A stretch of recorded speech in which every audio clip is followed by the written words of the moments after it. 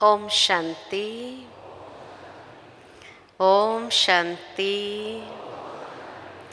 ओम शांति।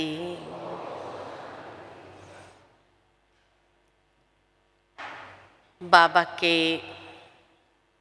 हम सभी ब्राह्मण बच्चे वरदानी बच्चे हैं। भगवान ने जन्मते ही हम सभी को वरदानों से ये जन्म दिया। वरदानों से ही हमारी पालना हो रही है और वरदानों से ही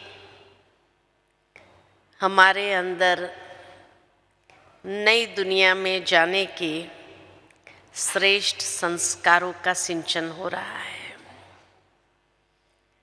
ऐसा वरदानी जीवन हो तो नेचुरल है, सिद्धि स्वरूप स्वाभाविक है।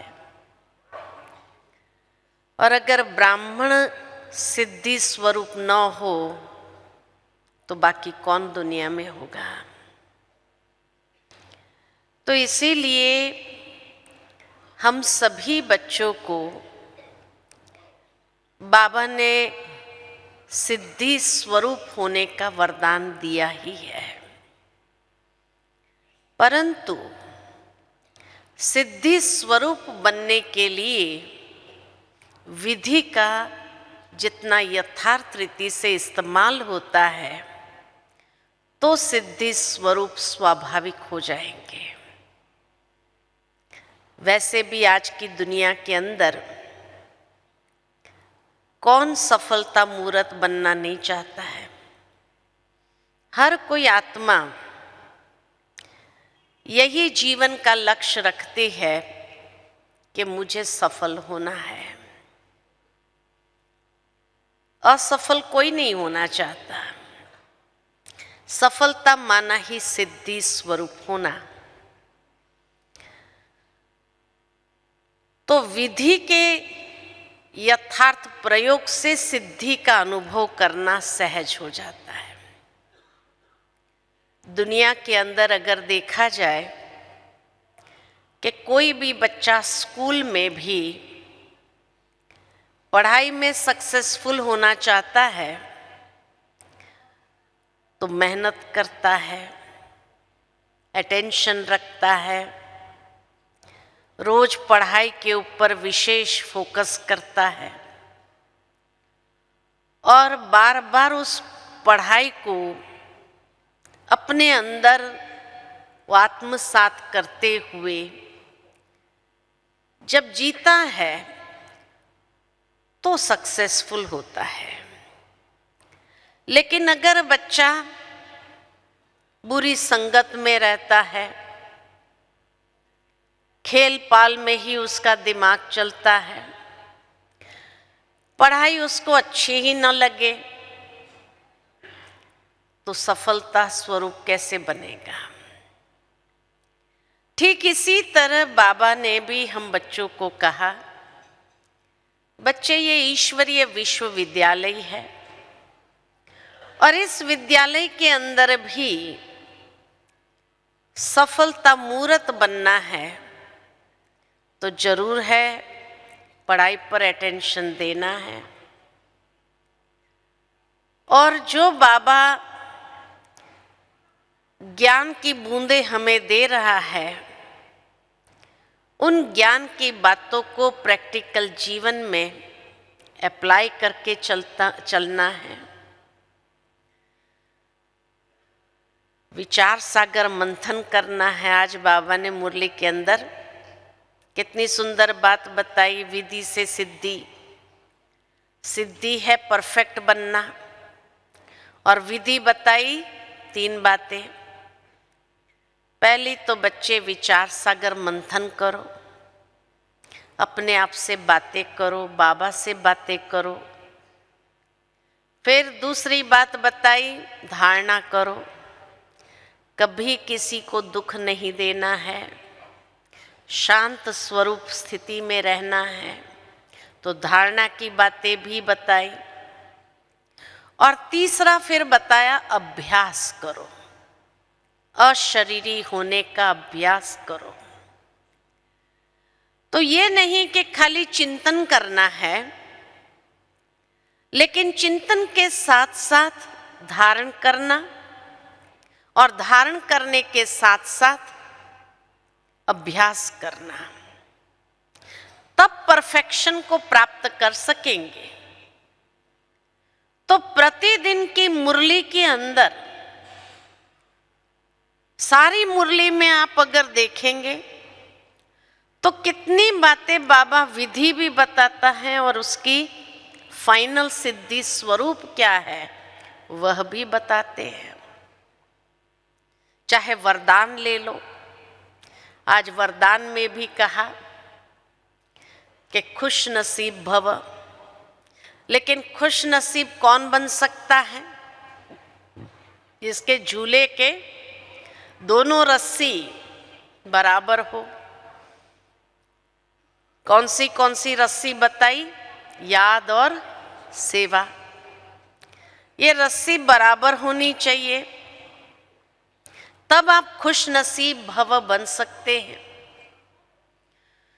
तो प्रतिदिन की मुरली के अंदर चाहे क्वेश्चन आंसर हो, चाहे वरदान हो, स्लोगन हो, या बीच की सारी मुरली हो, उस मुरली के अंदर बाबा अनेक प्रकार की बातें बताता है कि ये विधि है, ये सिद्धि है।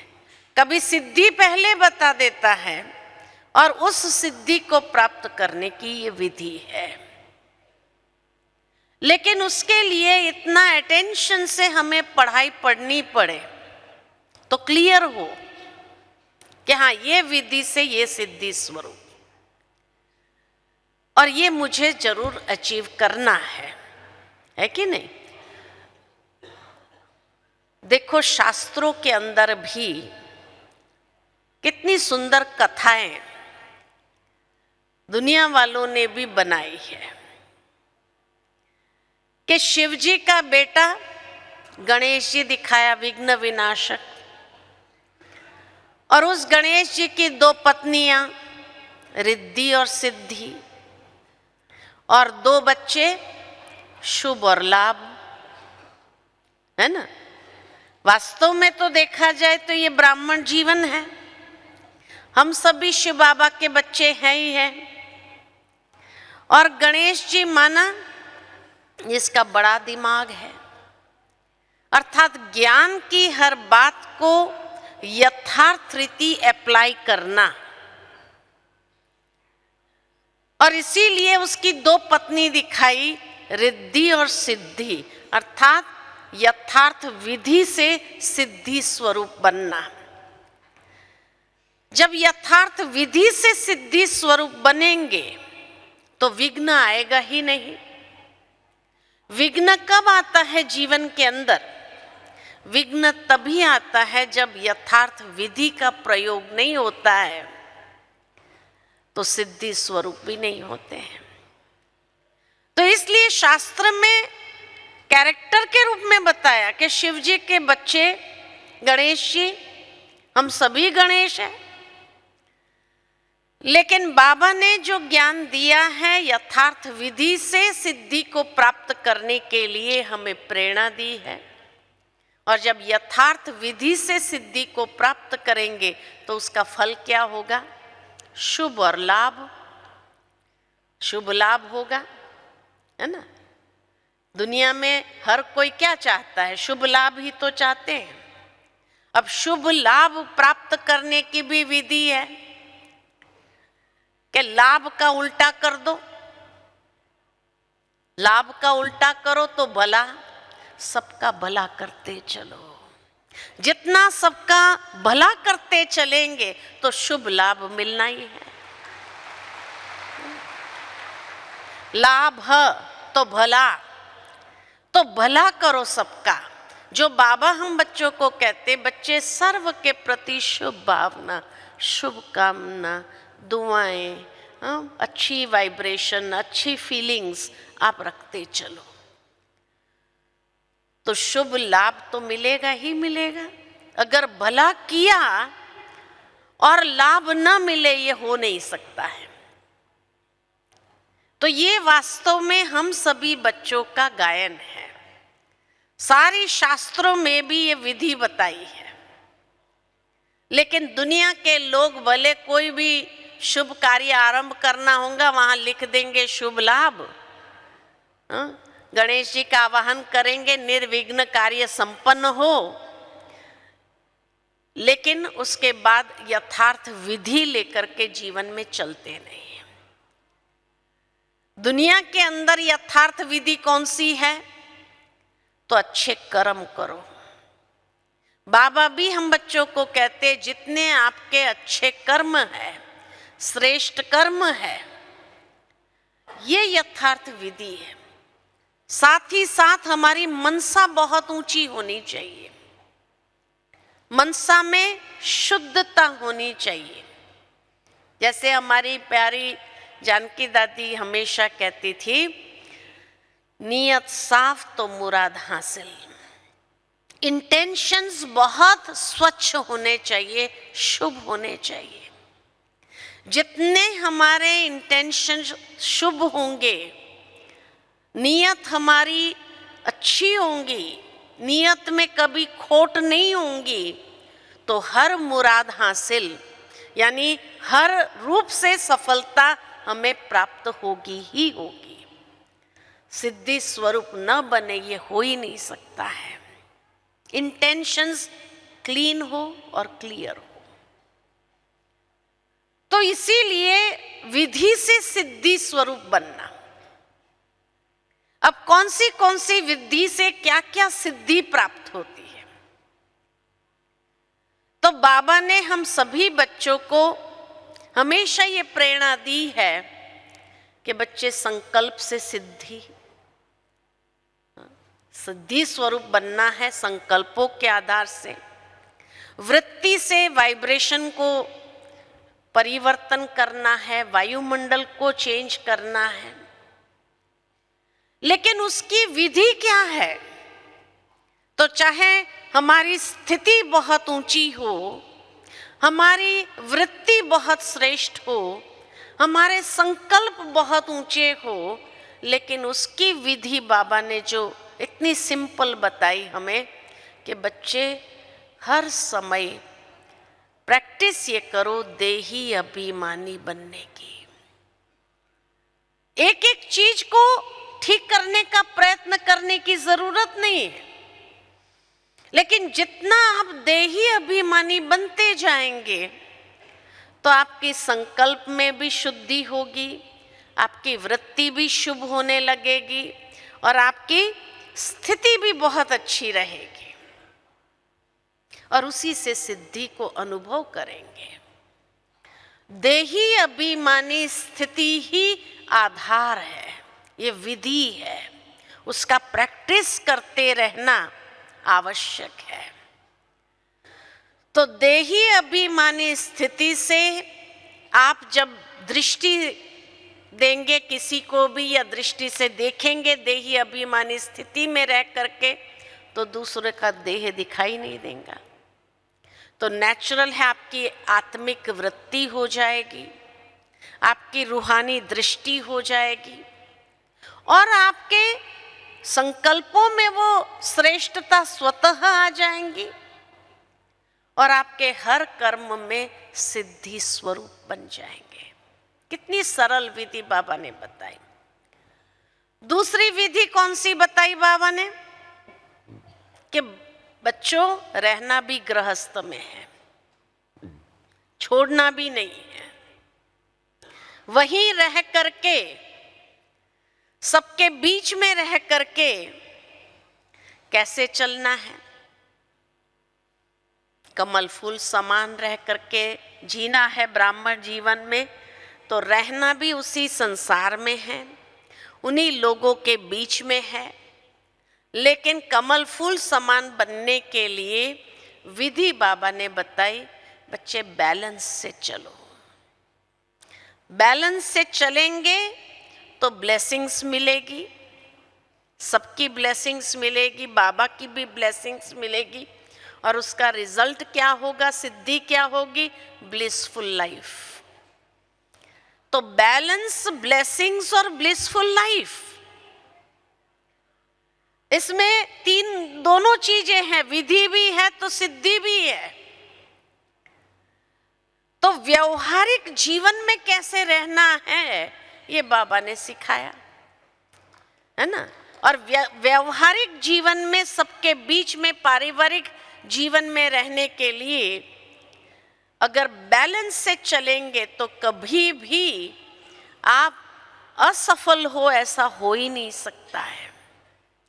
बैलेंस बनाना बहुत जरूरी है। बैलेंस बनाने के लिए अगर मान लो कि कोई बात में समझ में नहीं आ रहा हो कि ये बैलेंस है या नहीं है, तो व्यवहारिक जीवन के अंदर बैलेंस से चल रहे हैं नहीं चल रहे हैं, उसका मीटर है श्रीमत। श्रीमत को यूज करके देख लो कि श्रीमत क्या कहती है। इस हालत में श्रीमत क्या कहती है, बाबा ने हर बात की श्रीमत दी है, अमृत वेले से लेकर रात्रि तक हर बात की श्रीमत दी है। तो अपने आप हमें जवाब मिलता जाएगा, और जैसे ही जवाब मिलता जाएगा आप बैलेंस से अपने आप चलते जाएंगे। जहां इम्बैलेंस हुआ वहां पर सफलता स्वरूप नहीं होंगे। तो इसीलिए बैलेंस पर चल रहे हैं नहीं चल रहे हैं उसका पता चलता है श्रीमत।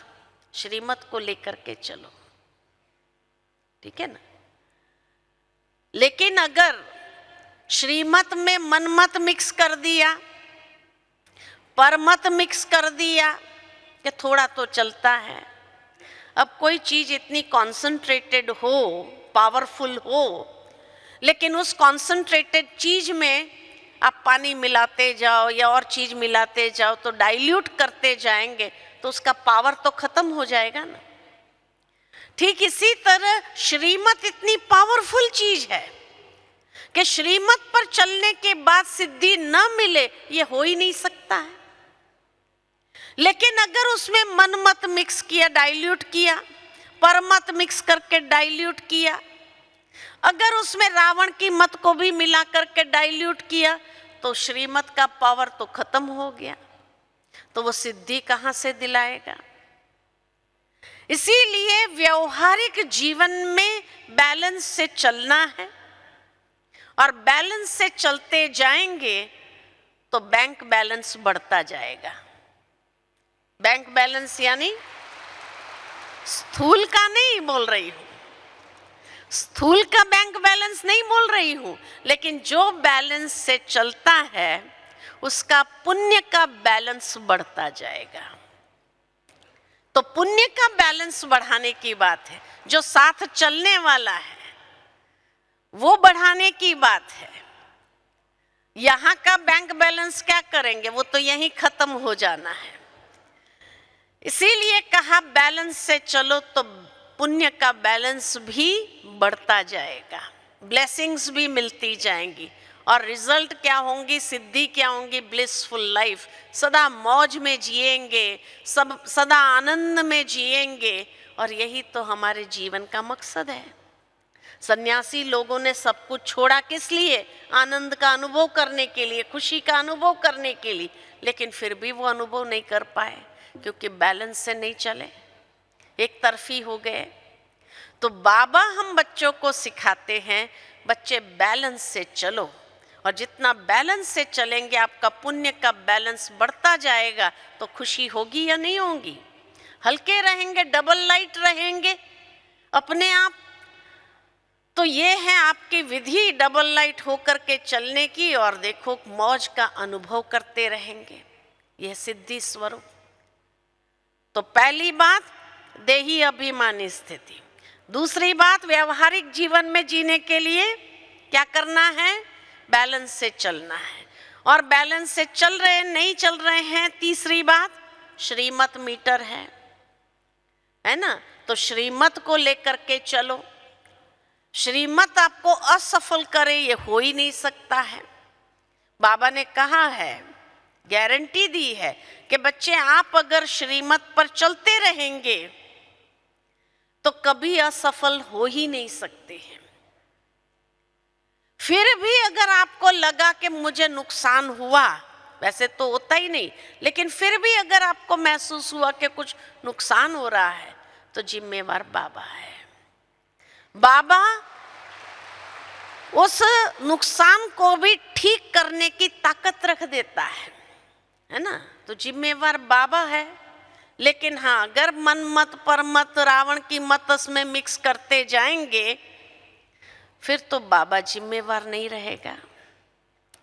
एक्यूरेट श्रीमत जो है, जैसी है उसको वैसे ही समझ करके चलना, उस पर वो हमें पावरफुल बनाएंगे। ठीक है। चौथी बात, विद्धि से सिद्धि स्वरूप बनने की। तो बाबा ने हम बच्चों को हर बात में सिद्धि स्वरूप बनने के लिए एक धारणा बताई है, बच्चे निमित्त भाव रखो। इसलिए हमारी बड़ी दादी का स्लोगन था, निमित्त निर्माण निर्मल वाणी।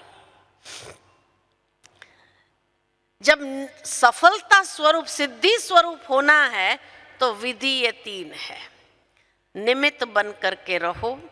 निमित्त बनना माना मैं का भाव समाप्त करना। मैंने ये किया नहीं, बाबा ने निमित्त बनाया, और बाबा ने निमित्त बनाया, ये भाव जितना जागृत रहेगा उतना निर्माणता हमेशा बनी रहेगी। और निर्माणता होगी तो उसकी वाणी कैसी होगी? निर्मल वाणी होगी। ये प्रत्यक्ष प्रमाण है, विधि है।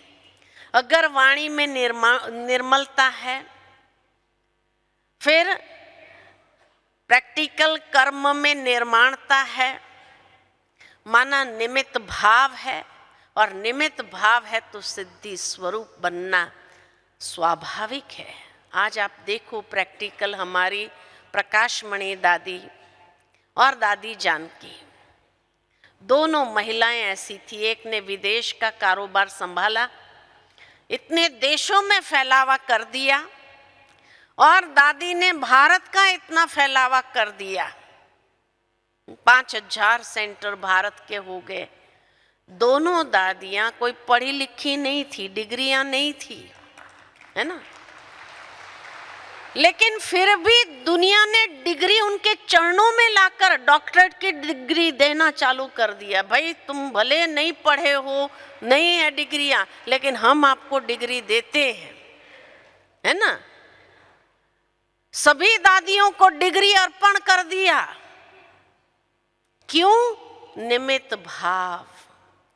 कहीं पर भी मैंने किया, मैं करूं रही हूं, अभिमान नाम की चीज नहीं है। आज दुनिया के अंदर क्या है? अभिमान ही अभिमान है।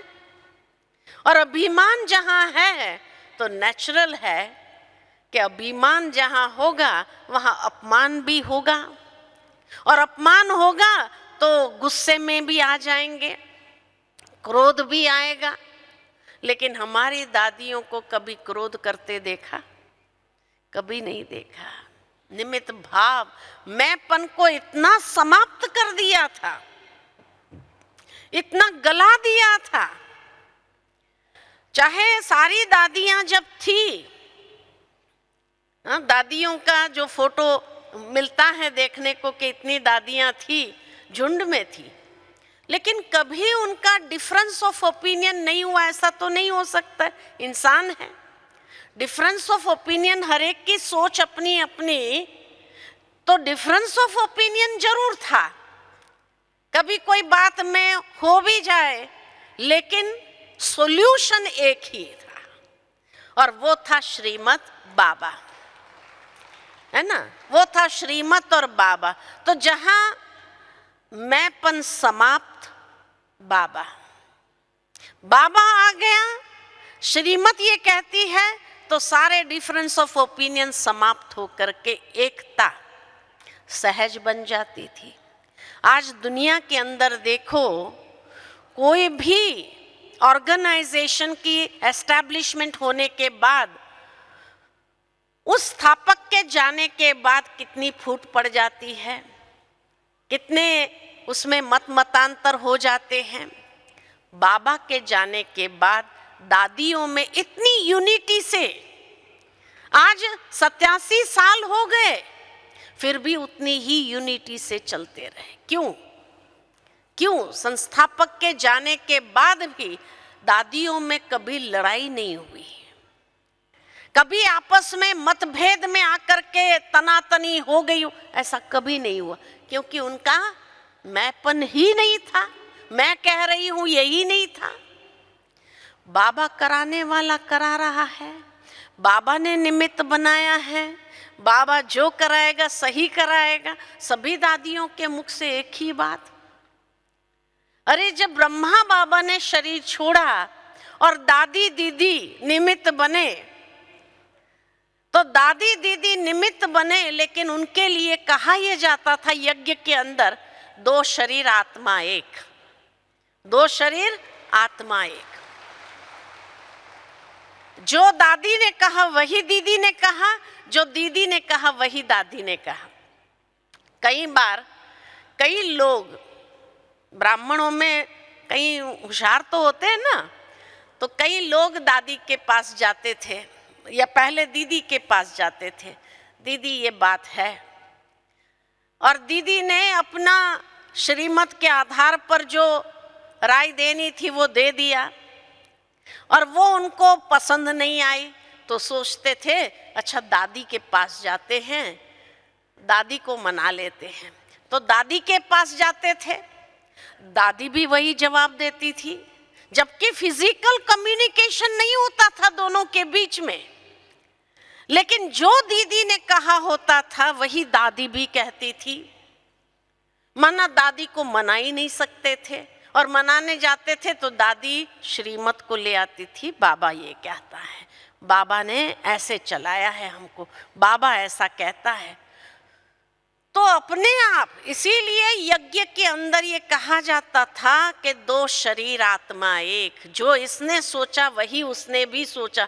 इतनी मेंटल फ्रीक्वेंसी की ट्यूनिंग, आप सोचो, नहीं तो दीदी माता थी, दादी कन्या थी, है ना।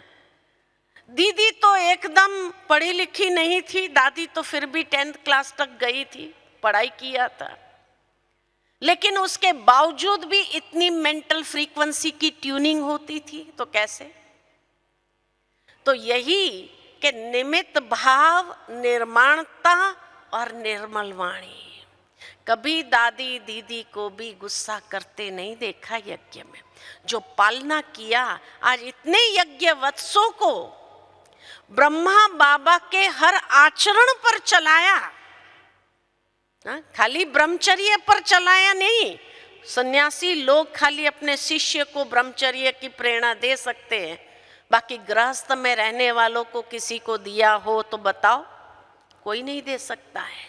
और यहाँ लाखों परिवार ब्रह्मचारी बना दिया ये दादियों ने, बाबा ने। बाबा की जो शिक्षा थी वो बाबा ने ये दादियों के अंदर इतना कूट कूट के भरा था कि दादियों ने अपने जीवन और अपने क्लासेस के माध्यम से या जिस भी तरह की पालना दे करके लाखों परिवार को ब्रह्मचारी बना दिया। निमित्त बाबा ने बनाया, करण करावनहार बाबा था, लेकिन इससे बड़ा सबूत और क्या हो सकता कि भगवान चला रहा है, भगवान कार्य करा रहा है, और नई सृष्टि की स्थापना का कार्य इसी के आधार पर करा रहा है। तो ये यथार्थ विधि से सत धर्म की स्थापना, सतयुग की स्थापना, और ये प्रैक्टिकल सिद्धि स्वरूप होंगे, ये प्रैक्टिकल देवता बन करके दिखाएंगे। यही तो भगवान की सबसे बड़ी कमाल है। तो विधि से सिद्धि स्वरूप, हमारे ब्राह्मण जीवन में चारों सब्जेक्ट जो है, वो चारों सब्जेक्ट में अगर संपूर्णता प्राप्त करनी हो तो भी यथार्थ विधि से चलो। ज्ञान की सब्जेक्ट को अगर उसमें सिद्धि स्वरूप यानी ज्ञानी तू आत्मा बन करके चलना है तो ज्ञान की एक एक पॉइंट को यथार्थ रीति अप्लाई करते चलो तो ज्ञानी तू आत्मा बन जाएंगे। और बाबा को कौन पसंद है? ज्ञानी तू आत्मा ही पसंद है ना। योगी तू आत्मा पसंद है। योग के लिए यथार्थ विधि क्या बताई? योग में सिद्धि स्वरूप होने की यथार्थ विधि बाबा ने बताई। देह सहित, देह के सर्व संबंध, पुरानी दुनिया को भूल, अपने को आत्मा समझ, मुझ बाप को याद करो। यह है यथार्थ विधि, यह है यथार्थ विधि। और जो उस विधि से चले उसका बुद्धि योग भटक नहीं सकता है। अगर ये शिकायत है मेरा योग नहीं लगता है, माना विधि में गड़बड़ है कि देह सहित, पहले अपने देह को ही नहीं भूल रहे हैं, आत्मा समझो ना।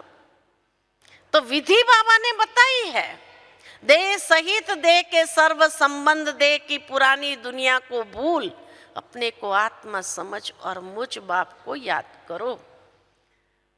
यही विधि है, उसके सिवाय और कोई विधि नहीं। आप खुद को देह समझते रहेंगे, देहधारियों को याद करते रहेंगे, देह की दुनिया के आकर्षण में चलते रहेंगे और फिर कहो कि मेरा तो योग ही नहीं लगता है। कैसे लगेगा? कैसे लगेगा बताओ? तो योग की यथार्थ विधि यह है। अच्छा, धारणा की यथार्थ विधि पवित्रता है। सबसे बड़ी पावरफुल धारणा बाबा ने यही करा दिया। और जहाँ पवित्रता है सुख शांति उसके बच्चे हैं। दादी हमेशा कहती थी पवित्रता के दो बच्चे सुख शांति। जीवन के अंदर सुख शांति आ जाती है और सुख शांति जहाँ है वहाँ और गुण भी आ जाएंगे, धारणा करना सहज हो जाएगा, है ना। तो एक एक चीज की यथार्थ विधि बताई हुई है। और सेवा की यथार्थ विधि है निर्माणता। एक ने कहा, दूसरे ने माना, इसका नाम है ज्ञानी। सेवा में सफलता प्राप्त करने के लिए जितना निश्चय बुद्धि विजयंती, जितना दृढ़ संकल्प के साथ चलो विजयी होगी ही होगी। हिम्मत है बच्चे, मदद है बाप, ये सारी विधि है। और सिद्धि उसकी क्या है? बाबा इसीलिए कई बार कहते कि बच्चे आधा स्लोगन याद रखते हैं, बाबा मदद करो, बाबा मदद करो, मदद करो, मदद करो। लेकिन बाबा के विधि अनुसार हिम्मत है बच्चे, मदद है बाप अपने आप मिलेगी। तो हिम्मत का कदम उठाना नहीं है और बाबा मदद करो, बाबा मदद करो, बाबा मदद करो, ये चलता रहेगा। अब हिम्मत का कदम उठाएंगे नहीं तो बाबा मदद कैसे करेंगे? पहला कदम तो हमें उठाना है ना। जब हम पहला कदम उठाएंगे तो 1000 भुजा वाला सामने खड़ा होकर के 1000 कदम मदद करने के लिए तैयार है। ये भगवान की गारंटी है। लेकिन पहला कदम तो हम उठाएं, वो पहला कदम उठा नहीं रहे हैं। बाबा मदद करो, बाबा मदद करो। बाबा कैसे मदद करेगा? एक कदम उठाओ, फिर 1000 भुजा वाला मददगार है ही है। ये हो नहीं सकता है कि मददगार भगवान की मदद न अनुभव हो, ये हो नहीं सकता है। तो इसीलिए सेवा में भी हिम्मत का कदम तो उठा। अरे दुनिया क्या कहेगी, फलाना क्या कहेगा, फलाने क्या कहेंगे। मुझे याद आता है कि जब पहली बार यज्ञ से विदेश सेवा के लिए जब 5 भाई बहने गए थे, 5 भाई बहने, उसमें डॉक्टर निर्मला दीदी, रमेश भाई, उषा बहन और एक बहन और एक भाई थे। ऐसे 5 लोग गए थे। जगदीश भाई और एक बहन थी। तो 5 लोग जब गए, हाँ शीलेंद्रा दादी गई थी साथ में। तो ये 5 लोग गए थे, रमेश भाई, जगदीश भाई, उषा बहन, निर्मला दीदी और शीलेंद्रा दादी। तो जब पहली बार गए तो बाबा से छुट्टी लिया, स्टेज पर कि बाबा इस तरह से विदेश सेवा के लिए जा रहे हैं। तो बाबा ने उनको कहा कि भले जाओ, लेकिन एक बात याद रखना, जब भी कहीं पर भी सेवा के लिए जाओ, बाबा को याद करके घर से निकलना, बाबा को याद करके घर से निकलना और सेवा पर जाना। तो ये लोग जब अमेरिका की सेवा पर पहले पहले गए तो फिर वहाँ पर कोई फ्लैट लिया और फ्लैट में रहने लगे। तो जैसे बाबा ने कहा था वैसे जो है बाबा को याद करके निकलते थे। अब एक दिन कोई काम के कारण जल्दी करो, जल्दी पहुंचना पड़ेगा, अभी टाइम हो गया है, जल्दी करो। तो जल्दी तैयार होकर के निकल करके बाहर आ गए। अब जब बाहर आ गए तो मना फ्लैट में थे ऊपर, तो नीचे आ गए। अब नीचे आ गए तो देखा कि चाबी रह गई या चाबी छूट गई। फिर ऊपर गए चाबी लेने के लिए, फिर नीचे आए तो देखा अरे कागज ही भूल गए। फिर ऊपर गए, फिर दूसरा कुछ हुआ, तीसरा। तो कहा भाई ऐसा क्यों हो रहा है, एक तो लेट हो रहे हैं और फिर एक एक चीज भूल रहे हैं, ऐसा क्यों हो रहे हैं। तो उतने में बाबा ने शिलेंद्र दादी की रस्सी खींची, ऊपर गई बाबा के पास। तो बाबा को कहा बाबा एक एक चीज भूलते जा रहे हैं, ऐसा क्यों हो रहा है, और एक तो जल्दी जाना है, लेट हो गया है। तो बाबा ने कहा कि बाबा ने ये श्रीमत दी थी कि बाबा के कमरे में 2 मिनट बैठ करके बाबा को साथ ले करके जाना तो सफलता मिलेगी सेवा में। तो बाबा के कमरे में बैठे तो याद आया, फिर सारे के सारे ऊपर गए, बाबा के कमरे में बैठे, फिर निकले।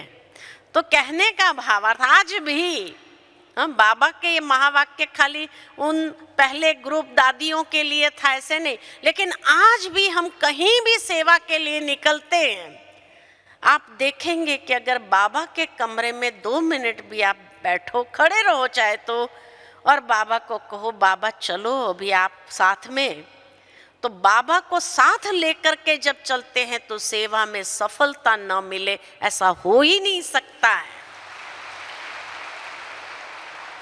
लेकिन हाँ, जहां जल्दी करो और फिर बाबा के कमरे में भी खड़े नहीं रहे, बाबा के कमरे में बैठे भी नहीं 2 मिनट, बिना बाबा को लिए गए, तो सफलता मिलती है?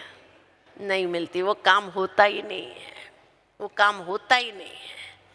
तो इसीलिए बाबा को लेकर चलो ना। जब बाबा को लेकर के चलेंगे, बाबा को याद करेंगे, तो जरूर है सफलता न मिले ये हो ही नहीं सकती है।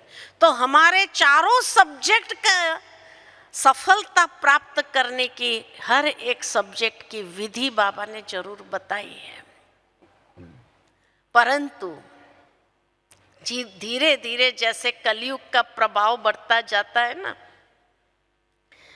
तो रिद्धि सिद्धि का भी क्या होता है, संचार होता है।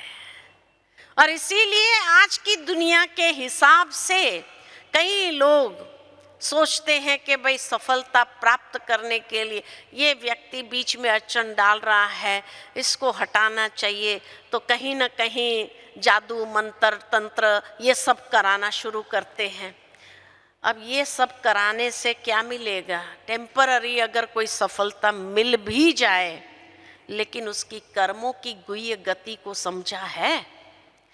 जो भी व्यक्ति अशुद्ध विधि को अपनाता है, एक है शुद्ध विधि जो बाबा ने बताई है जिससे सफलता स्वरूप बनना है, लेकिन आज की दुनिया में जिसने ज्ञान को यथार्थ रीति हजम नहीं किया है और हजम न करने के कारण अशुद्ध विधियों को अपनाते हैं, तो अशुद्ध विधि से कभी सफलता प्राप्त हो ऐसा हो सकता है? हो सकता है?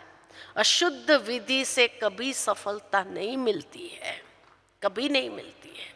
इसीलिए कभी भी ये सोचना भी मत, क्योंकि अशुद्ध विधि को अपनाने के कारण उस समय तो टेम्पररी आपको कोई बात में सफलता जरूर मिल भी जाए, लेकिन कर्मों की गुह्य गति के अनुसार आप ऐसे कर्म के बंधन में बंध जाते हैं जो अनेक जन्मों का घाटा कर देंगे। आप उस टेम्पररी छोटी सी सफलता प्राप्त करने के लिए अनेक जन्मों का घाटा, सारा मैं तो कहती हूँ सारे कल्प में उस आत्मा की श्रेष्ठ गति कभी नहीं हो सकती है। सारे कल्प में श्रेष्ठ गति को कभी नहीं प्राप्त कर सकते हैं। इसीलिए अशुद्ध विधि को अपनाने के पहले 10 बार सोचना। तभी तो बाबा कहते हैं कभी कभी त्रिकालदर्शी बन करके तीनों कालों के पट्टे पर खड़े होकर के आदि मध्य अंत को अच्छी तरह से सोच करके समझ करके फिर आप कोई भी विधि अपनाना।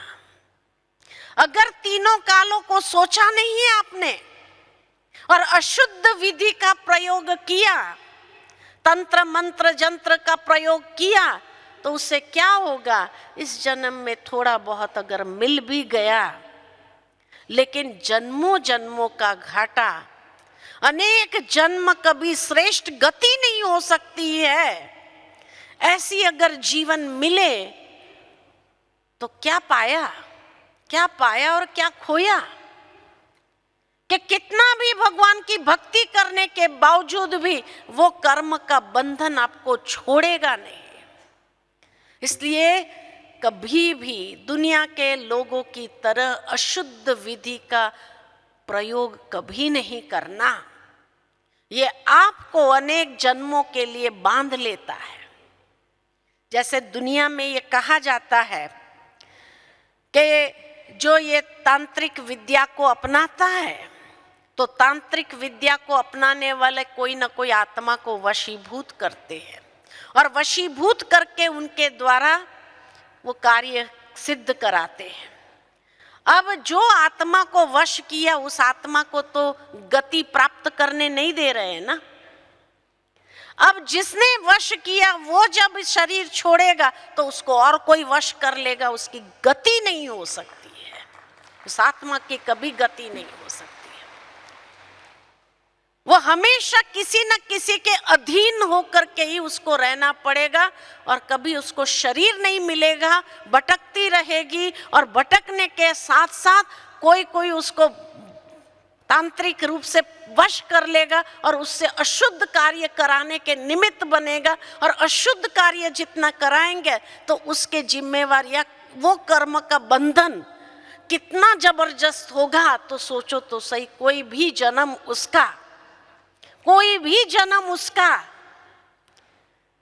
गति ही ना हो श्रेष्ठ, ऐसा प्राप्त हो, तो क्या जरूरत है मुझे किसी के लिए कोई अशुद्ध विधि अपनाने की?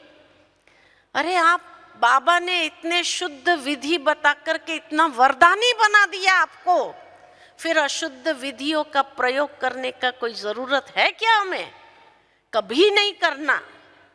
कभी श्रेष्ठ गति नहीं होंगी, कभी वो आत्मा मुक्त नहीं हो सकती है, वो कभी किसी न किसी के पराधीन रहेगी और पराधीन होकर के उसकी कभी गति नहीं हो सकती है।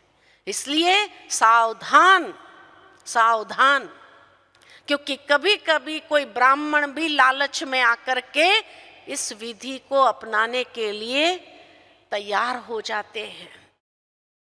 और इसीलिए जो ऐसे तांत्रिक विद्याओं का प्रयोग करता है वो जिंदगी में कभी सुखी नहीं रह सकता है, कोई जन्मों में सुखी नहीं रह सकता है, क्योंकि वो बाबा की ब्लेसिंग्स को प्राप्त नहीं करता है, बाबा के वरदानों को जीवन में अनुभव नहीं कर सकते। सुना, इसीलिए कभी भी ये सोचना भी मत कि हम अशुद्ध विधि का प्रयोग करें।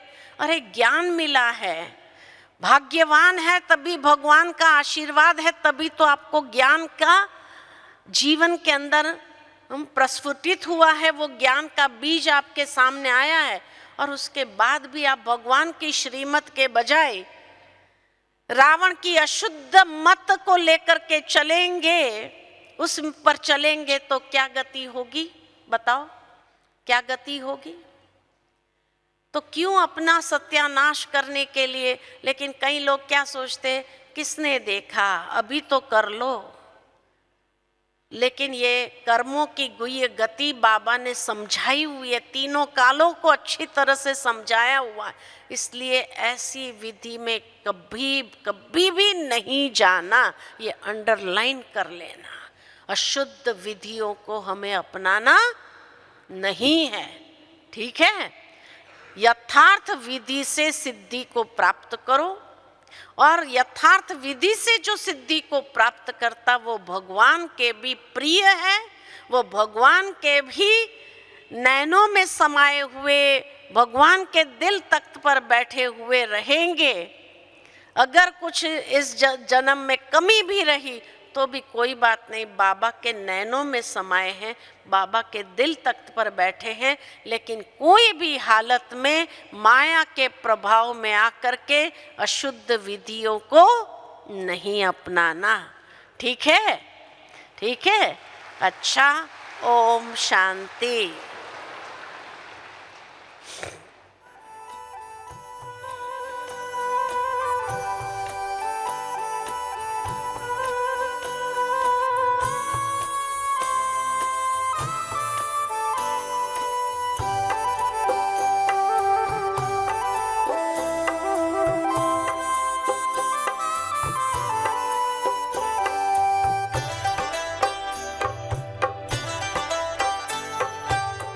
आरज़ू है आप पर अपने को अब अर्पण करें।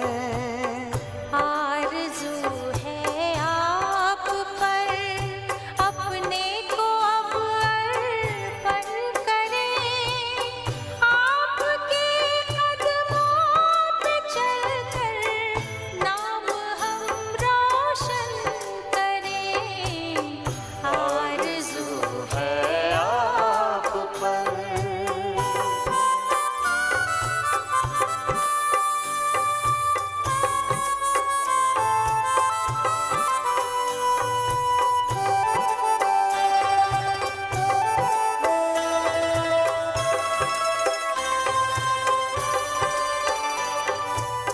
सांस और संकल्प